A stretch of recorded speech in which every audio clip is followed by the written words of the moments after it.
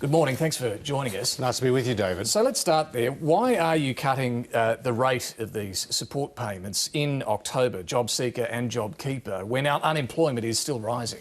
Well, David, we're actually extending the JobKeeper program beyond its legislated 6-month life. Since we introduced JobKeeper on the 30th of March, 3.5 million Australian workers, 960,000 Australian businesses, around 30% of the pre-COVID private sector workforce in Australia have benefited from the JobKeeper program. We've had the Treasury review, which found that it met its multiple objectives, namely that it saved jobs and businesses, that it kept that formal connection between employers and employees, and then it also provided income support. But now, with the economy starting to recover and in transition, obviously beyond and outside of Victoria, we thought that it was important to continue this program because there is still need, but to do so with a reapplied eligibility test, with a step-down payment and with a two-tiered payment. And that's what I'm asking about. Why now reduce these payments?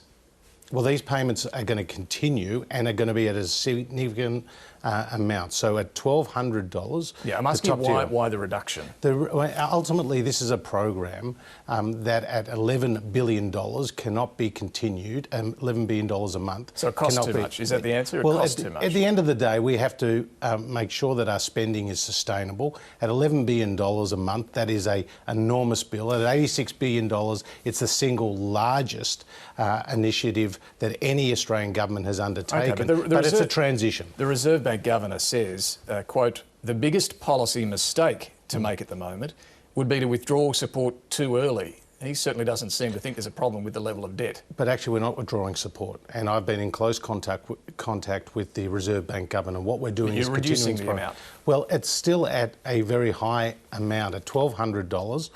It's around 80% of the minimum wage, and then it steps down again in January. But importantly, we haven't changed this legislated program from what is going out until the end of September, and then we're continuing it beyond then. But what we do know is that JobKeeper, together with our other economic support measures, have saved some 700,000 jobs, and this spending initiative from the government has been the largest single economic support measure that any Australian government has ever undertaken. Okay, but for part-time workers, it's going to halve. It'll go down to $750 a fortnight, and as mentioned... Well, based on hours, it depends on the hours that an employee This affects a lot of women, as mentioned, and women, particularly young women, have been very hard hit in this crisis so far. What do you say to them?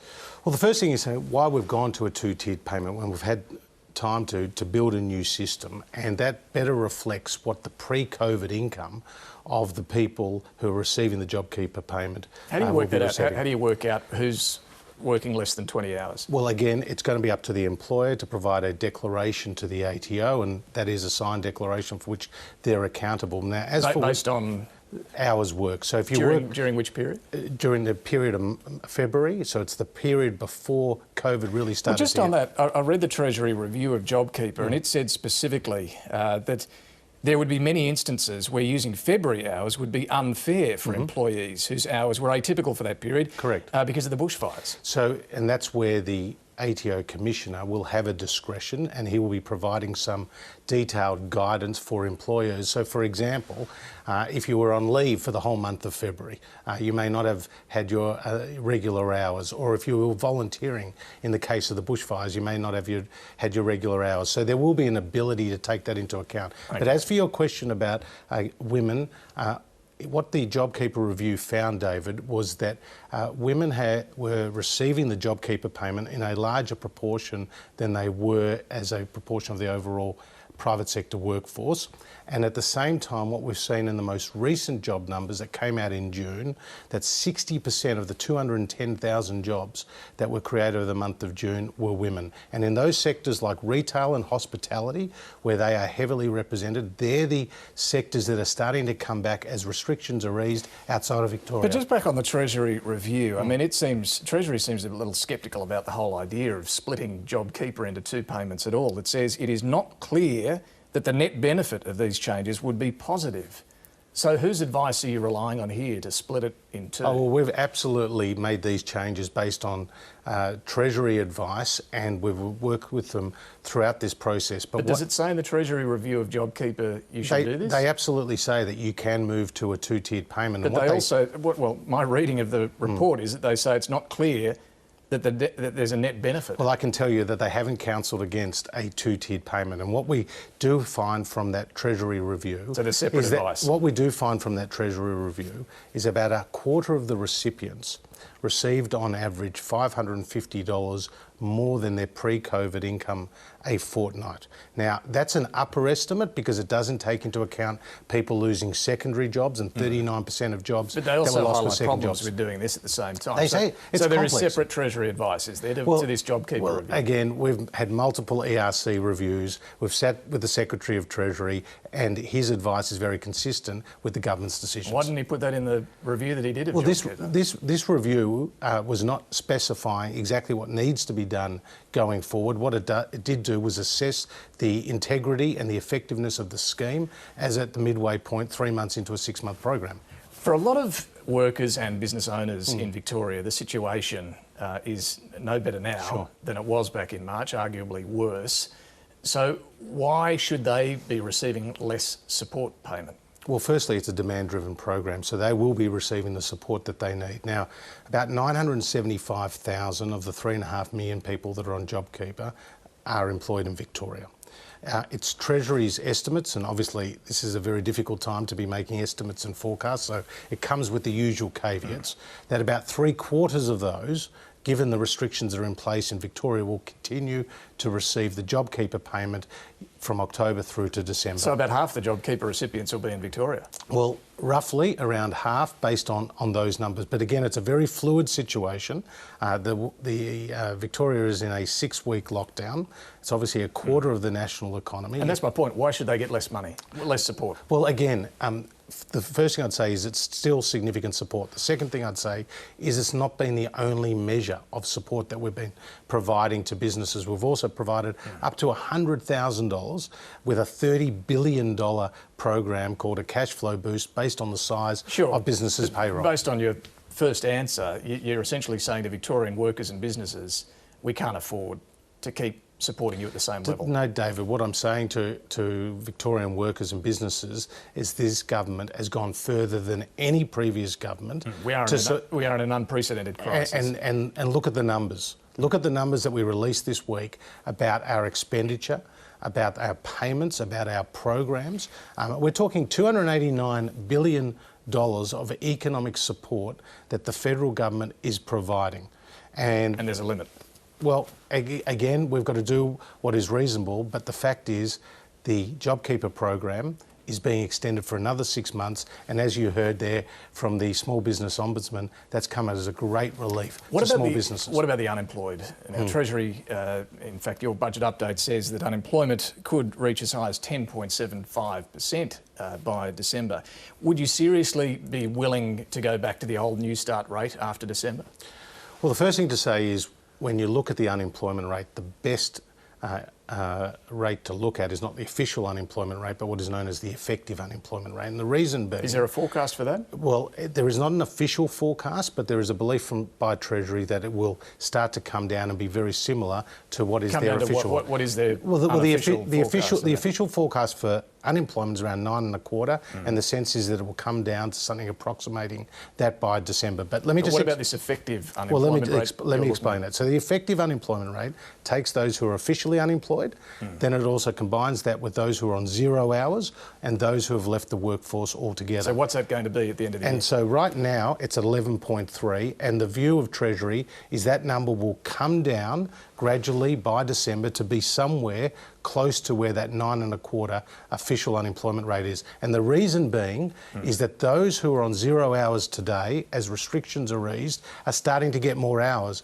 And in those June ABS data numbers, we saw 130,000 people who were on 0 hours start to get some hours. Still a very high number. Very high number.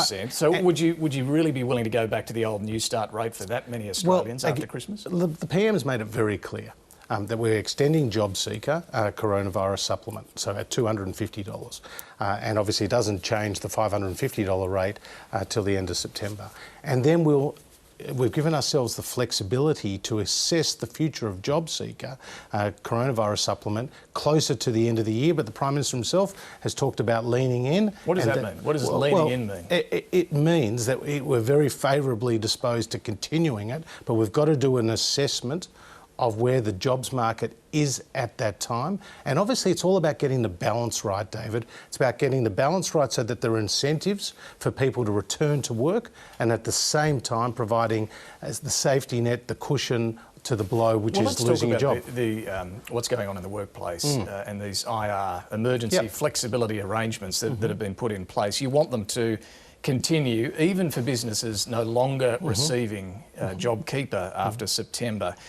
Does that mean a worker could suddenly have their hours reduced by their boss, even if they're no longer entitled to JobKeeper? Well, the way it's worked, and it applies not just to hours, but also to duties and to the location of staff, is that you need to consult with the employee. You need to give 3 days notice. You need to do what is reasonable. It needs to be within the normal operations of the business. And if you look at the number of disputes that have gone to the Fair Work Ombudsman or the Fair Work Commission, there have been minor numbers or small numbers in comparison to the size of this program. So this has been worked very cooperatively. But you know right now that you're going to get $1,500 a fortnight, right? If your business is no longer receiving JobKeeper, it's turnover's picked up. Where does that leave the worker? But obviously this is about aligning the interests of the employer and the employee and ensuring that the business can get back on its feet. So just because a business who's on JobKeeper today is not getting JobKeeper from October onwards doesn't mean that they're not doing it tough. This is going to be a hard grind for those businesses. It's not business as usual. I mean, borders are closed, social distancing is in place, Victoria is in lockdown, and these businesses have seen their turnover fall by more than 30%. So even if their turnover... No, we're talking about businesses who've picked back up again. But what I'm saying is that those businesses that have been on JobKeeper today have seen their turnover fall by more than 30%. So let's say after October, their turnover's down by 20% and they're no longer eligible for JobKeeper. Don't think that they're not doing it tough. Would you have any sort of test? They have to be still down by a certain percentage? Look, the Industrial Relations Minister is going to be engaging with the stakeholders, but it's really important to understand... So, sorry, are you open to having some sort of test? No, we're not talking about a test at this point. What we're talking about is having discussions with the stakeholders to continue those JobKeeper arrangements in terms of the IR laws. Because can I say that the protections for the staff members remain?